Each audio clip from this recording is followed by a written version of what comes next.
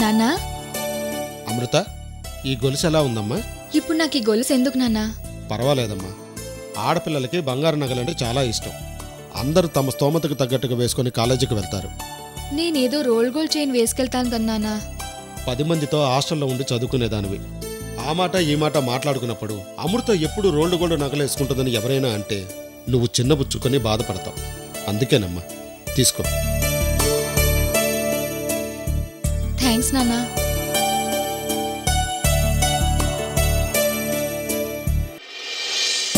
నాన్నా, ప్రాణం కంటే ఎక్కువగా ప్రేమించిన నన్ను మీరు అపార్థం చేసుకున్నారు. మీకు అసలు పుట్టలేదని, మీ కూతుర్ని కాదని ఇంట్లో ఇచ్చి బయటకు గెంటేశారు. నాకు అసలు మీ మీద కోపం లేదు నాన్న. విధి మనల్ని వేరు చేసింది. ఏదో దుష్ట శక్తి మన ఇద్దరిని ఏడిపిస్తుందే కానీ నా మీదున్న మీ ప్రేమని మాత్రం ఏ శక్తి కూడా దూరం చేయలేదు నాన్న. అందుకు నిదర్శనమై ఈ గొలుసు నాన్న.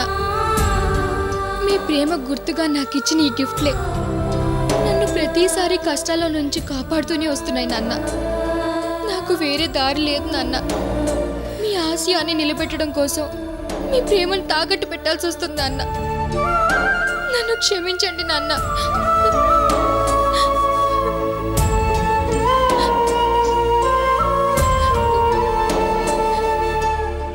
ఈ గొలుసుతోనే నేను కాలేజ్ ఫీజు కడతాను. చాలా థ్యాంక్స్ నాన్న.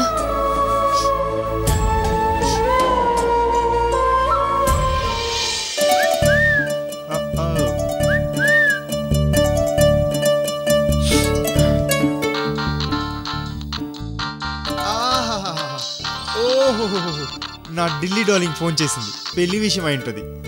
హలో రేణు. హాయ్ వికాస్. ఏంటి విశేషాలు? ఎలా ఉన్నావు? మా మామగారు ఎలా ఉన్నారు? అవన్నీ తర్వాత. నీకు ముఖ్యమైన విషయం చెప్దామని ఫోన్ చేశాను. ముఖ్యమైన విషయమా? ఏంటది?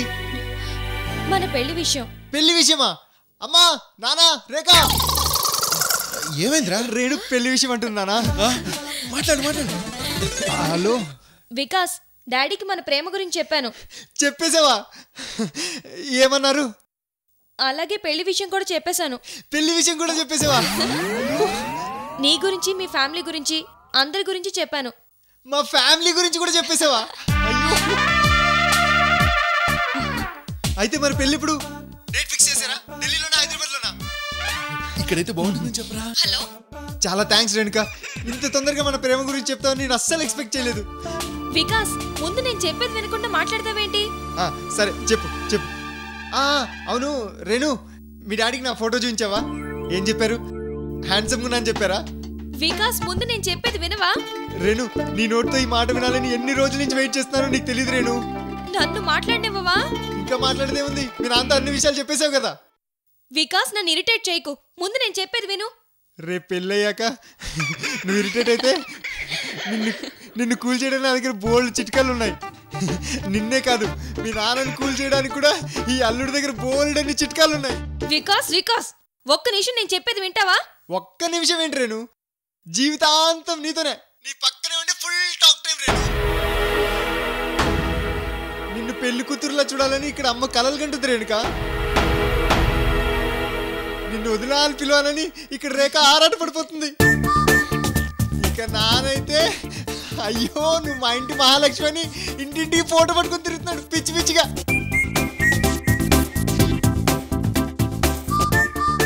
ఇక నా సంగతి అంటావా? హలో రేణు, నీ వాయిస్ వినిపించట్లేదు. హలో. అసలు నువ్వు నన్ను మాట్లాడిస్తే కదా నా మాట వినిపించేది. సారీ రేణు, పెళ్ళి అనేసరికి సంతోషంలో కొంచెం ఎక్కువ మాట్లాడేశాను. సరే, అసలు మ్యాటర్ ఏంటంటే మన పెళ్లి జరగదు. వాట్?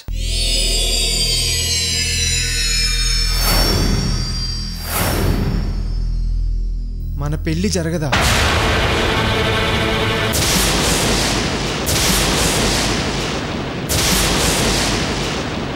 ఏంటి రేణు, ఏంటి నువ్వు మాట్లాడేది? అవును వికాస్, మన ప్రేమ విషయం చెప్పాను. డాడీ ఒప్పుకోలేదు. మన ప్రేమను ఒప్పుకోలేదా? నిన్నే పెళ్లి చేసుకుంటానన్నాను, కుదరదన్నారు.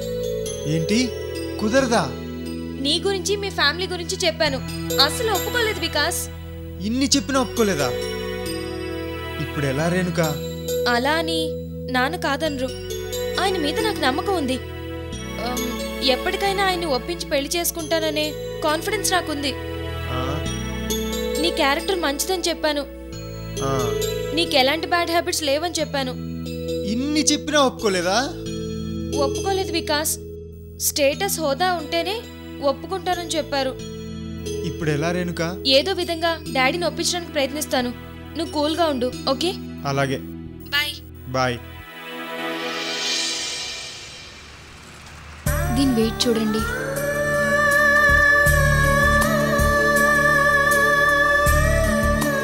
$10 గ్రాములు ఉందమ్మా. సెట్జీ ఒక్క నిమిషం. ఏమైంది తాతయ్య మీరిక్కడ? నేను ఇక్కడికి ఎలా వచ్చానో తర్వాత చెప్తాను. నువ్వు చేస్తున్న పని ఏమిటి? ఈ అమ్మాయి నా మనవరాలు. అర్జెంటుగా డబ్బు అవసరమని తాకట్టు పెట్టింది. ఇప్పుడు అవసరం లేదు, నేను వచ్చేసాను కదా. సెట్జీ ఆ గొలుసులా ఇవ్వండి. పర్వాలేదండి. శుక్రియా. రామ్మా.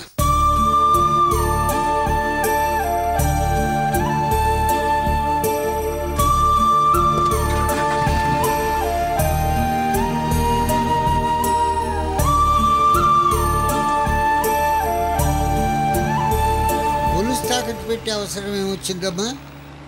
అది రేపట్లోగా కాలేజ్ ఫీజు కట్టాలి తాతయ్య. అయితే నన్ను అడగడానికి మొహమాట పడ్డావా? తాతయ్య ఇప్పటికీ ఇంట్లో ఉండడానికి మీరు అవకాశం ఇచ్చారు, అన్ని రకాలుగా సహాయం చేశారు. మళ్ళీ డబ్బులు అడిగి మిమ్మల్ని ఇబ్బంది పెట్టకూడదని ఆత్మాభిమానం అడ్డొచ్చి గొలుసు తాకట్టు పెట్టావు, అంతేగా? నీ కాలేజీ ఫీజులు నేను కడతాను. అది కాదు తాతయ్య. చూడమ్మా, ఎప్పుడో ఒక్కసారి వచ్చే ఇలాంటి అవసరాలకు మొహమాటం పనికిరాదు. ఇలాంటి సమయాల్లో ఏమైనా అనుకుంటారేమో అన్న ఆలోచించద్దు. డబ్బు కంటే అవసరం చాలా విలువైంది. అయినా గొలుసు తాకట్టు పెడితే ఆ వచ్చే డబ్బుతో నీ చదువు అంతా పూర్తవుతుందా? అందుకే తాతయ్య నాకెక్కడన్నా మీకు తెలిసిన చోట ఉద్యోగం ఇప్పించండి. ఇప్పుడు నువ్వు ఉద్యోగం చేసి ఎవరిని పోషించాలమ్మా? ముందు నువ్వు బాగా చదువుకో. నీ చదువు పూర్తయ్యేదాకా అన్నీ నేనే చూసుకుంటాను. చూడమ్మా, నా మనవడి వల్ల నువ్వు చాలా కష్టాలు పడ్డావు. వాడు చేసిన తప్పులు సరిదిద్దుకోవడానికైనా నా డబ్బు ఇలా ఉపయోగపడుతుంది. కనీసం చివరి రోజుల్లో నిన్న ఇలాంటి మంచి పని చేశాననే సంతృప్తి నాకు దక్కనివ్వు తల్లి.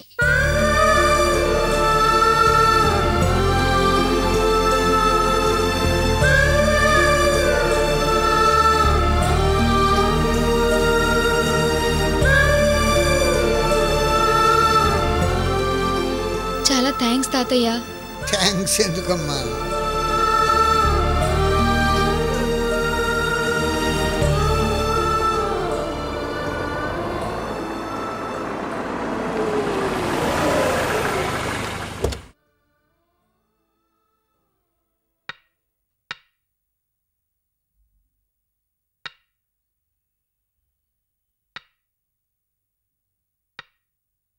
రామ్మా, ఇంట్లోకి వచ్చి కూర్చో. ఈలోపు నీ ఫీజు డబ్బులు తెచ్చిస్తాను. పర్లే తాతయ్య, నేను వెయిట్ చేస్తాను. సరే, నీ ఇష్టం. తాతయ్య ఎక్కడి నుంచి వస్తున్నారు? చిన్న పని నుండి షాప్ దాకా వెళ్ళి వస్తున్నా. షాప్ కా? అంటే బట్టల షాప్ కా? నువ్వు కాసేపు ఆగవే మనవరాలా, తర్వాత మాట్లాడదాం. తాతయ్య ఏంటి ఇంత హడావిడిగా ఉన్నారు?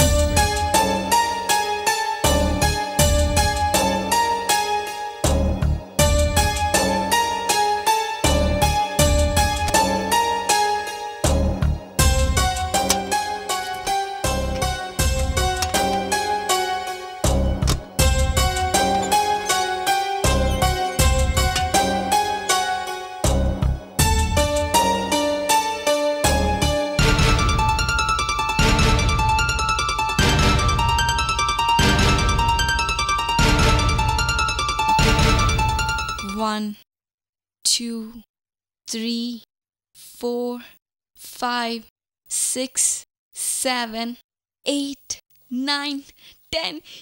Yes! Daddy! Mummy! Daddy! ఏంటమ్మా? I love you, Daddy. ఏంటి ఏమైంది నీకు? అంత ఆనందంగా ఉన్నావేంటమ్మా? డాడీ పొద్దున తాతయ్యని డబ్బులు అడిగాను కదా, అప్పుడు నో అన్నారు, ఇప్పుడు ఎస్ అన్నారు. డబ్బులు ఇస్తున్నారా? అబ్బో, తాతయ్య సొమ్ము తింటున్నావంటే అదృష్టవంతురాలివే. పొద్దున్నే ఎవరి మొహం చూసావు రేఖ? డాడీ ముఖం చూశాను మమ్మీ. నువ్వంత నెగిటివ్ రియాక్షన్ ఇవ్వక్కర్లేదు. మా నాన్న సంగతి నాకు బాగా తెలుసు.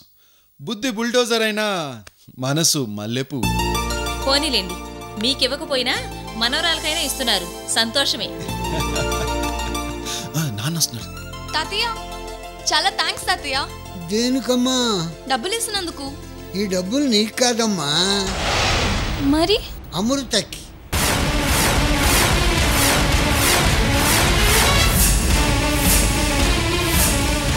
శభాష్, వారేవా, గ్రేట్, క్యా సీన్ హై.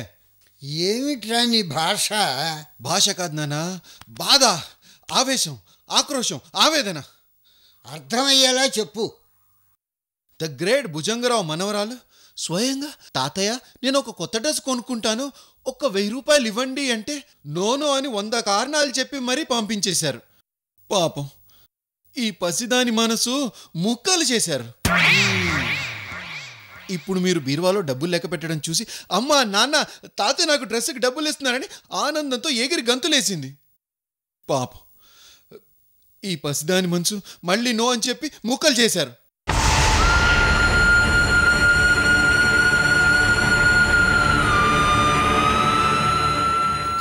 అర్థం లేకుండా మాట్లాడి నిజంగా రేఖ మనసు బాధ పెట్టకండి. అయినా ఈ డబ్బులు ఆ అమ్మాయి సరదాలకో, సినిమాలకో, షికారులకో, షాపింగులకో కాదు, కాలేజీ ఫీజు కోసం ఇస్తున్నాడు.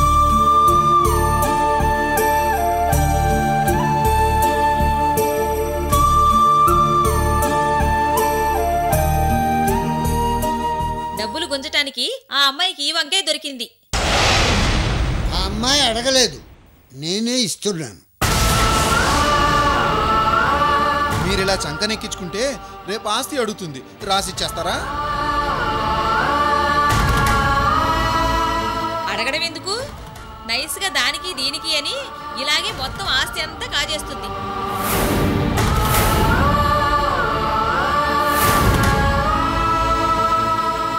కాపండి, ఏమిటా మాటలు? అయినా రేఖ చదువుతానంటే నేను తక్కువ చేస్తానా? మెడిసిన్, ఇంజనీరింగ్, ఐఏఎస్, ఐపీఎస్, ఇంకా ఫారిన్ పెడతానన్నా నా ఆస్తే కాదు, నా తల తాకట్టు పెట్టైనా ఫీజులు కట్టి చదివిస్తాను. ఏమ్మా, నువ్వు రెడీనా?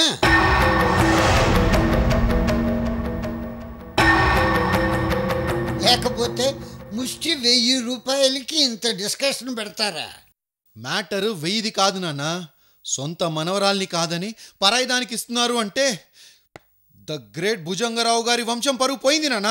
పరువు ఎప్పుడో పోయిందిరా, కొత్తగా పోయేది ఉంది. అవును, ది గ్రేట్ భుజంగరావు కష్టపడి ఇంత ఆస్తి సంపాదించాడు. ది గ్రేట్ శంకర్రావు గారు ఏం సంపాదించాడు? ది గ్రేట్ శంకర్రావు గారు ముక్కుతూ మూలుగుతూ ఎంఏ పాస్ అయితే, ది గ్రేట్ శంకర్రావు కొడుకు వికాస్ బాబు డిగ్రీ డిస్కంటిన్యూ చేశాడు. ది గ్రేట్ శంకర్రావు కూతురు రేఖ ఫస్ట్ ఇయర్ ఇంటర్మీడియట్ ఫెయిల్ అయింది. నా దగ్గర వంశ ప్రతిష్ట తీసుకురాకు, నా దాకా వంశ ప్రతిష్ట బాగానే ఉంది. నీ నుంచే వంశ ప్రతిష్ట డౌన్ అవుతూ వస్తుంది. ఏందన్నా, ఏమంటావు? కరెక్టేనా? కరెక్టే నాన్న. ఒప్పుకున్నావుగా, తప్పుకో.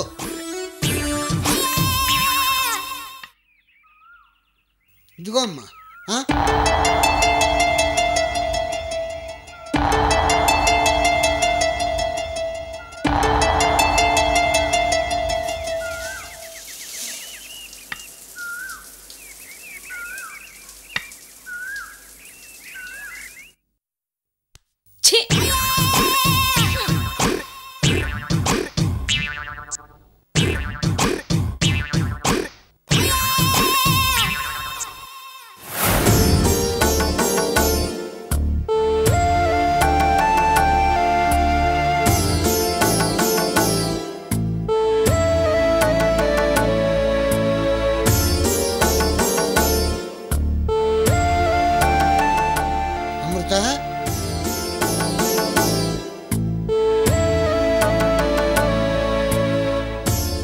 తీసుకోమ్మ. వాళ్ళ మాటలు విని తట్టుకోలేక వచ్చేసావు కదూ. ఇలా ప్రతి చిన్న విషయానికి బాధపడితే జీవితంలో ముందుకెళ్ళలేవు. లేదు తాతయ్య, ఆ రోజు మీరు చెప్పిన మాటలు నేను ఇంకా మర్చిపోలేదు. అంతా వింటూ ధైర్యంగా అక్కడే ఉన్నాను. కానీ నా వల్ల మీ కుటుంబంలో మనస్పర్ధలు వస్తాయేమోనని ఆలోచిస్తూ. మా ఫ్యామిలీని గురించి నాకు బాగా తెలుసు. నువ్వు అవన్నీ మర్చిపో. అయినా ఇది నా డబ్బు, నేను మనస్ఫూర్తిగా నీకు ఇస్తున్నాను. తీసుకో తీసుకో. చాలా థ్యాంక్స్ తాతయ్య. చూడమ్మా, ఎవరి గురించో ఆలోచించి బాధపడటానికి నువ్వు ఇక్కడికి రాలేదు. నీ బాధను తరిమేయడానికి ఇక్కడికి వచ్చావని గుర్తుంది. మనం వెళ్ళే దారిలో ముళ్ళు ఉంటాయి, రాళ్ళు ఉంటాయి. వాటిని దాటుకుంటూ వెళ్ళడం ఒక పద్ధతి, వాటిని ఏరిపారేసి వెళ్ళడం ఇంకో పద్ధతి. నువ్వు దాటుకుంటూ వెళ్ళాలి. గమ్యం చేరాలనే పట్టుదల, ఆత్మవిశ్వాసంతో వెళ్ళాలి. ఈ విషయాలన్నీ మర్చిపోయి ముందు కాలేజీకి వెళ్ళి ఫీజు కట్టిరా. అలాగే తాతయ్య. ఏడుపు మానేయి.